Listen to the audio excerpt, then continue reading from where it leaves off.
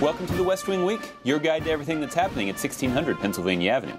This week, the President attended the NATO summit in Lisbon, focused on the economic needs of Main Street in Kokomo, Indiana, and proclaimed a National Day of Thanksgiving.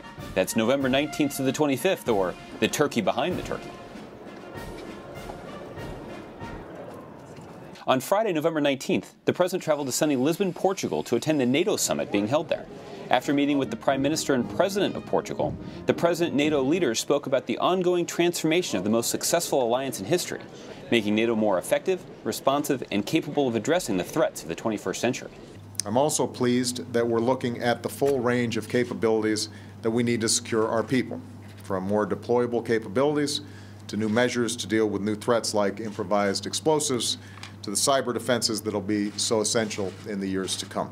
On Saturday, November 20th, the NATO summit continued, first with a meeting of all 49 coalition partners serving in Afghanistan. Afghan President Hamid Karzai and the commander of U.S. forces in Afghanistan, David Petraeus, came to Lisbon from Kabul to participate in discussions about transitioning to Afghan leadership on the ground and our long-term partnership with the Afghan people.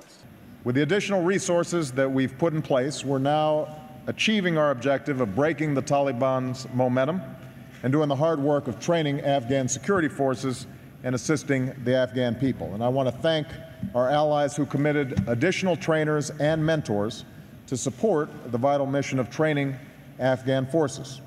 With these commitments, I am confident that we can meet our objective. NATO leaders also met with Russian President Dmitry Medvedev and agreed that the New START treaty would strengthen the security of the alliance and the world.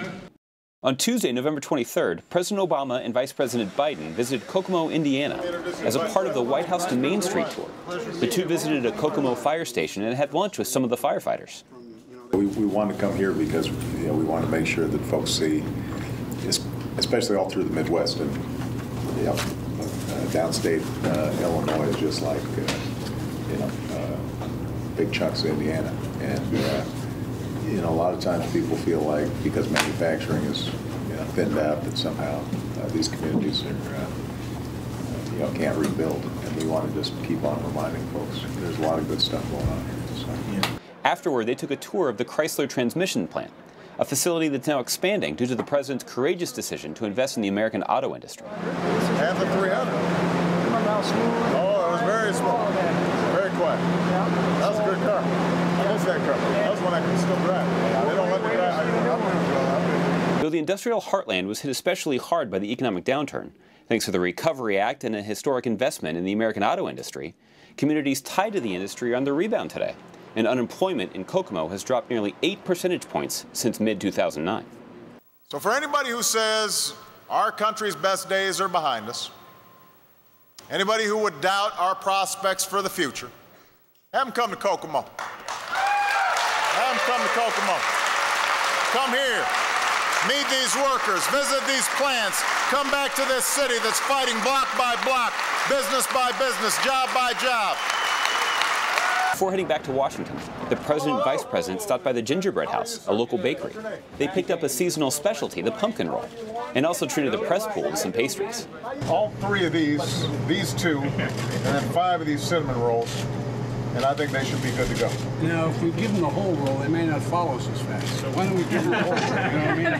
About a dozen. We'll throw in some donuts with that too. All right? On Wednesday, November 24th, President Obama hosted the most famous of autumnal White House traditions, the turkey pardoning. It's pretty good to stop at least one shellacking this November.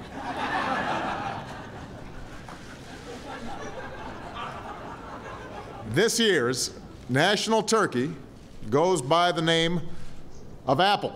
That one turkey, thanks to the President, is spared each year from its destiny with the dining table is well established. But what is less well known is that there is always a backup turkey to take the tom or hen's place should the first one become incapacitated. So while one turkey, in this case Apple, got the lion's share of the limelight on Wednesday, Apple's companion, Cider, waited patiently in the wings, the proud, stoic turkey behind the turkey. Later that afternoon, the First family continued their annual tradition of Thanksgiving community service, heading to Martha's Table, an organization that provides meals and other family services to those in need in Washington, D.C. Thank you. You're welcome. Hey, how you doing, man? Good to see you. How you doing? What's your name? Good to see you. And on Thursday, November 25th, President Obama proclaimed a National Day of Thanksgiving, celebrating at the White House with friends and family. To every American, I am thankful for the privilege of being your president. To all of our service members stationed around the world, I'm honored to be your Commander-in-Chief. And from the Obama family to yours, have a very happy Thanksgiving. To find out more information on any of these topics or to see complete videos of these events, go to whitehouse.gov. And thanks again for checking out your West Wing Week. That's a big turkey. Look at that.